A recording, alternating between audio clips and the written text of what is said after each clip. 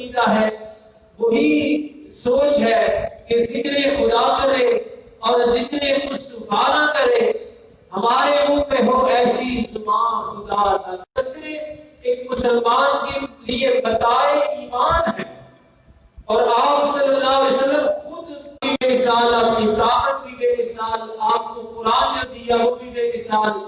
آپ کو جو مکہ شہر دیا، جو مدینہ شہر دیا وہ بھی بے مثال، سارا کچھ ہی اللہ نے بے مثال دیا ہے۔ لیکن ایک بظاہر چھوٹی سی چیز، بظاہر ایسی چیز جس کی عام لوگوں کی زندگی میں کوئی اہمیت نہیں ہوتی، کوئی قدر و قیمت نہیں، کوئی مقدر نہیں، کوئی اس کا فائدہ نہیں ہوتا، لیکن اللہ کے رسول صلی اللہ علیہ وسلم کی وہی چیز اللہ نے بے مثال بنا دی، اور وہ یہ ہے،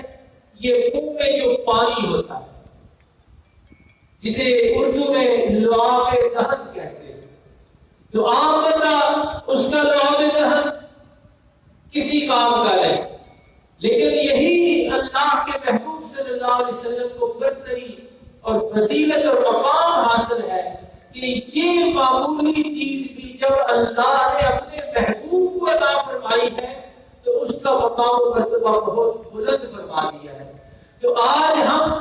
خاص طور پہ تذکرہ کریں گے رسول کائنات رحمت کائنات صلی اللہ علیہ وسلم کے لعاب دہن کا، کہ یہ کتنا قیمتی تھا اور کتنا بابرکت تھا، اور اس میں اللہ کے رسول صلی اللہ علیہ وسلم کو اللہ نے کتنی شفا دے کر بھیجا گیا تھا۔ چنانچہ دو چار واقعات آپ نے سنے ہوئے ہیں بطور تذکرہ کے اور بطور محبت کے، میں بھی دہرا دیتا ہوں کہ اللہ کے رسول صلی اللہ علیہ وسلم کی یہ پانی جو منہ میں ہوتا ہے لعاب دہن، اللہ نے اس میں بہت شفا رکھی۔ چنانچہ آپ نے واقعہ پڑھا کہ ہجرت کی رات سیدنا صدیق اکبر رضی اللہ عنہ غار میں آرام فرما رہے ہیں، اور آپ کے پہلو میں رسول کائنات صلی اللہ علیہ وسلم کا سر اقدس ہے، اور جس کو علماء کہتے ہیں ایسے منظر ایسے بنا ہوا تھا جیسے رحل میں قرآن کھلا ہوا، اور تھا بھی واقعی ایسے کہ آپ رحل خادم، رحل کس کو کہتے ہیں؟ خادم، تو خادم وہاں غار میں صفائی کر کے اپنے کپڑوں سے غار کے سوراخ بند کر کے رسول کائنات جو در حقیقت صاحب کتاب نہیں بلکہ کتاب ہے، خود قرآن ہے۔ حضرت عائشہ نے فرمایا کہ کان خلقہ القرآن، کہ آپ صلی اللہ علیہ وسلم ایسے سمجھو جیسے چلتا پھرتا قرآن تھے۔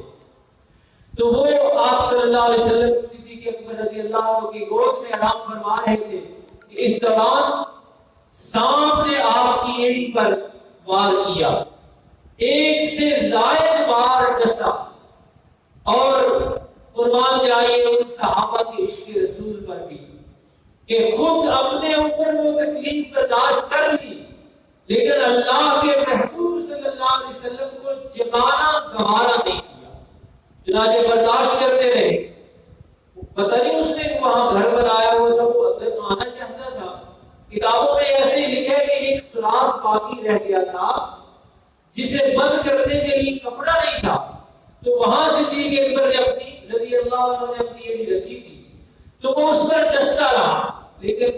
بحیثیت بشر، بحیثیت انسانی جب آپ سے وہ اس کا ڈسنا، اس کا بار بار ڈنگ مارنا برداشت نہ ہوا تو آپ کے آنکھوں سے آنسو رواں ہو گئے، اور وہ آنسو رسول کائنات صلی اللہ علیہ وسلم جیسی مقدس ہستی پر جا کر گرے جس سے آپ بیدار ہو گئے۔ تو آپ نے واقعہ پوچھا، سیدنا صدیق اکبر رضی اللہ عنہ نے بتایا کہ اس طرح میں آپ کے آرام کی خاطر اس کے سارے دکھ، سارے ڈنگ جھیل رہا تھا، لیکن ناقابل برداشت ہو گیا اور بلا ارادہ یہ آنسو گرا ہے۔ تو آپ صلی اللہ علیہ وسلم نے جب حالات دیکھے کہ آپ کی ایڑی پر اس نے ڈسا ہے، بار بار ڈنگ مارا ہے،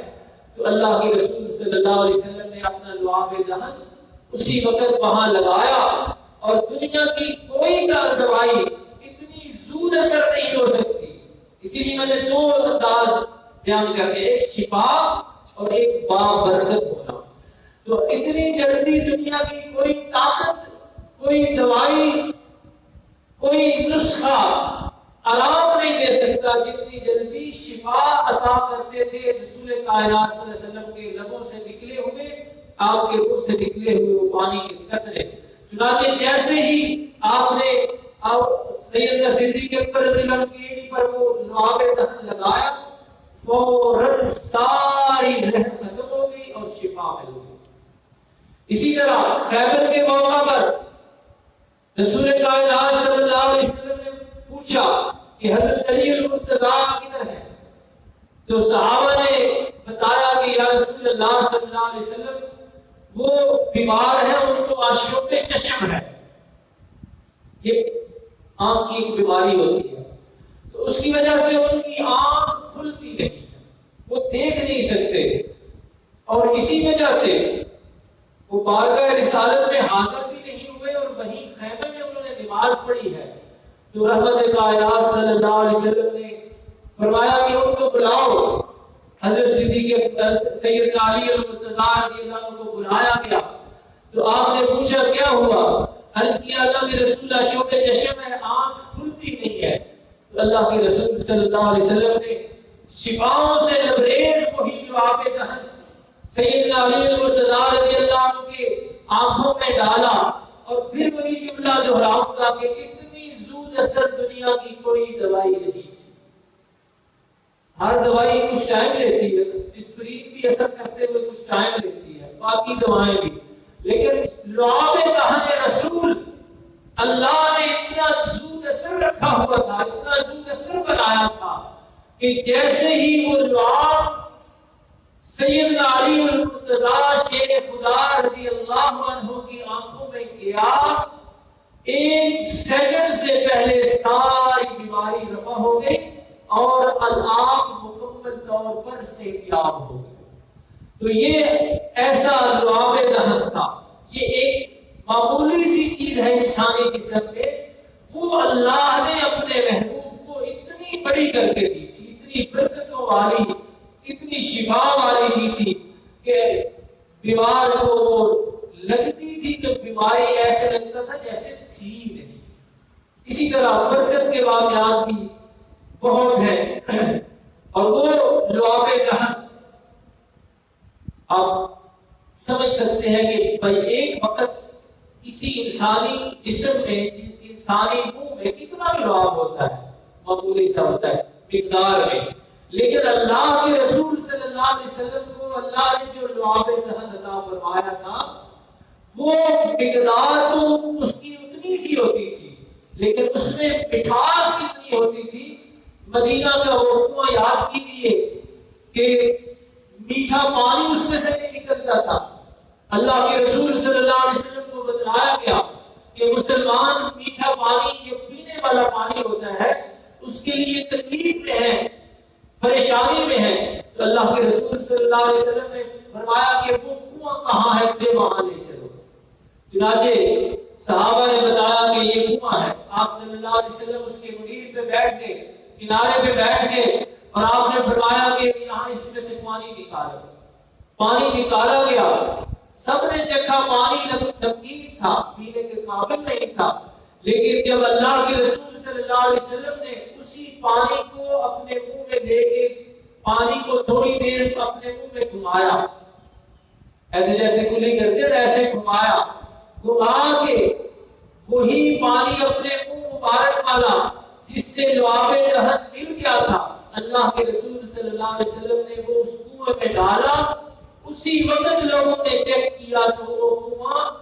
کھارے پانی سے میٹھے پانی والا کنواں بن چکا تھا۔ تو اللہ کے رسول صلی اللہ علیہ وسلم کو اس طرح اللہ نے بے مثال لعاب دہن سے نواز کر بھیجا تھا، اور یہ وہی لعاب دہن ہے کہ جس کے بارے میں لوگ رسول کائنات صلی اللہ علیہ وسلم کی خدمت میں حاضر ہوا کرتے تھے کہ اللہ کے رسول ہمارے گھر بیٹا پیدا ہوا ہے، ہمارے گھر بیٹی پیدا ہوئی ہے، تو اپنے لعاب دہن سے ملا کر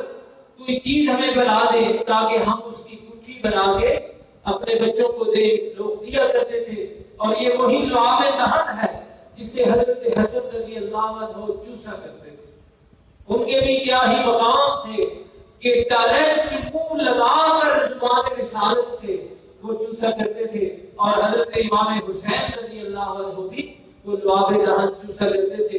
اسی طرح یہ لعاب دہن رسول اللہ صلی اللہ علیہ وسلم کے منہ کا پانی مبارک اور شفا والا پانی، کئی دفعہ اس سے بھی بڑے معجزے ظاہر ہوئے۔ خندق کے موقع پر غزوہ خندق ہوا ہے، ساری فوجیں حملہ آور ہو گئی مدینہ پر، تو پوچھا گیا کہ ان کا مقابلہ کیسے کرنا ہے۔ سیدنا سلیمان فارسی رضی اللہ عنہ وہ عرب علاقوں کے رہنے والے نہیں تھے، فارس کے تھے، انہوں نے یہ تجویز پیش کی کہ حضرت جب اس طرح کا معاملہ ہمارے علاقوں میں پیش آتا ہے تو اس میں یہ ہوتا ہے کہ ہم شہر کے ارد گرد خندق کھود لیتے ہیں، یعنی اتنی بڑی چوڑائی میں بھی اور گہرائی میں بھی کنواں کھودا جاتا ہے، ایسے زمین کھودی جاتی ہے کہ گھوڑے اونٹ پیدل اس میں گر تو سکتے ہیں، اسے پار نہیں کر سکتے۔ یہ عمل جاری تھا۔ صحابہ کرام رضوان اللہ علیہ اجمعین اسرت و غربت کا سامنا کر رہے تھے، اسی موقع کی یہ بات ہے کہ رسول اللہ صلی اللہ علیہ وسلم کے ان جانثاروں نے بھوک کی وجہ سے اپنے پیٹ پر پتھر باندھے ہوئے تھے۔ دین ایسے نہیں پھیلا، اسلام ایسے نہیں دور دور تک گیا۔ ایک وقت کا کھانا نہ ملے تو کوئی بھی نہیں پتھر باندھتا، معلوم ہوتا ہے کئی دنوں سے باندھا تھا۔ رسول اللہ صلی اللہ علیہ وسلم کی خدمت میں عرض کیا گیا، اللہ کے رسول صلی اللہ علیہ وسلم بھوک سے یہ حال ہے کہ ہم نے پتھر باندھا ہوا ہے پیٹ پر، پیٹ کی تکلیف کی وجہ سے۔ یہ روزہ تھوڑا سا لمبا ہو جاتا ہے نا تو شام کے وقت احساس ہونے لگتا ہے، تو 2-3 دن نہ کھایا ہوا ہو تو کیا حشر ہوتا ہوگا۔ تو رسالت مآب صلی اللہ علیہ وسلم جیسا قائد بھی دنیا نے نہیں دیکھا۔ آج عوام تو رول رہی ہے، عوام غربت میں پس رہی ہے، اور دنیاوی ہو یا دینی سارے قائدین مزے اڑا رہے ہیں۔ گھر پیر کا ہے، اقبال نے کہا گھر پیر کا ہے بجلی کے چراغوں سے روشن،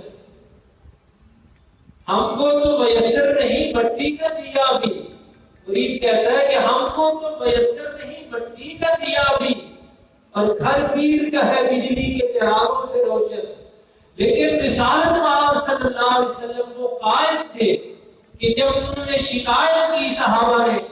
اور صورتحال دکھائی کپڑا ہٹا کر کے اللہ کے رسول ہم نے بھوک کی وجہ سے پتھر باندھا ہوا ہے پیٹ پر، تو اللہ کے محبوب صلی اللہ علیہ وسلم نے ان کو مزید مطمئن کرنے کے لیے، وہ رسالت پر پہلے ہی مطمئن تھے، وہ آپ کی قیادت پر پہلے ہی مطمئن تھے، لیکن آپ نے ان کو مزید اطمینان دلانے کے لیے اپنے بدن مبارک سے پردہ ہٹایا تو وہاں 2 پتھر بندے ہوئے۔ ایسی حالت میں ایک صحابی ہے حضرت جابر رضی اللہ عنہ، فرماتے ہیں جب میں نے صحابہ کی یہ حالت دیکھی کہ محنت بھی کر رہے ہیں، کسی چلا رہے ہیں، کدال چلا رہے ہیں، گہرائی میں جا کے ساری کھدائی کرنی ہے، اور بھوک بھی ہے، فرماتے ہیں میں دوڑا دوڑا گھر گیا، میں نے زوجہ محترمہ سے فرمایا کہ کوئی چیز ہے کھانے کے لیے، تو انہوں نے تلاش کیا تو تھوڑے سے جو ملے، تو فرماتے میں نے ان کو کہا یہ جلدی جلدی پیسو چکی میں، وہ پیس رہی تھی، تو میں نے اتنے میں بکری کا ایک چھوٹا سا بچہ ذبح کیا،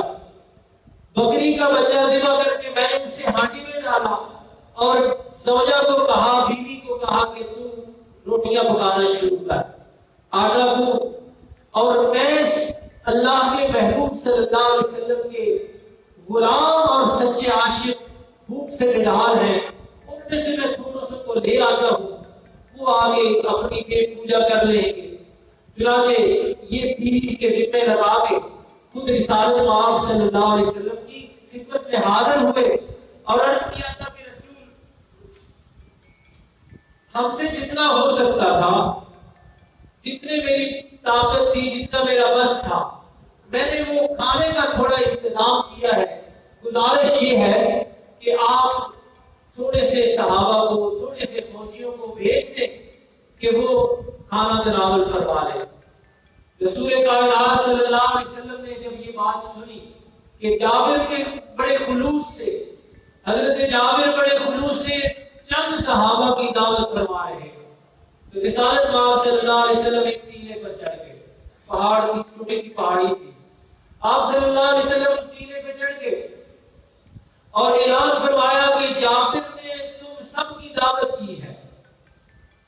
لہذا سارے حضرت جابر رضی اللہ عنہ کے گھر چلو۔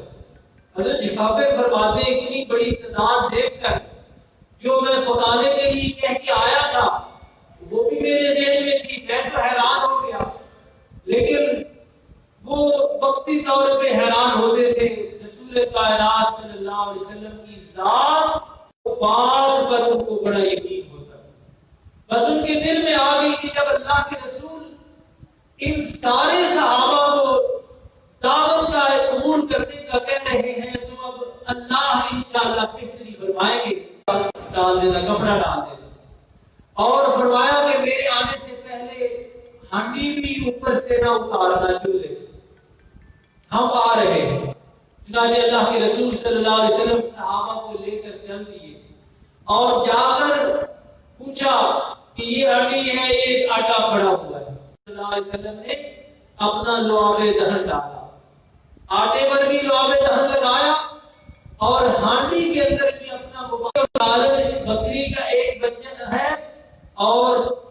تھوڑے سے جو ہے جو پکے ہیں اور اندر ملا ہے مبارک کیا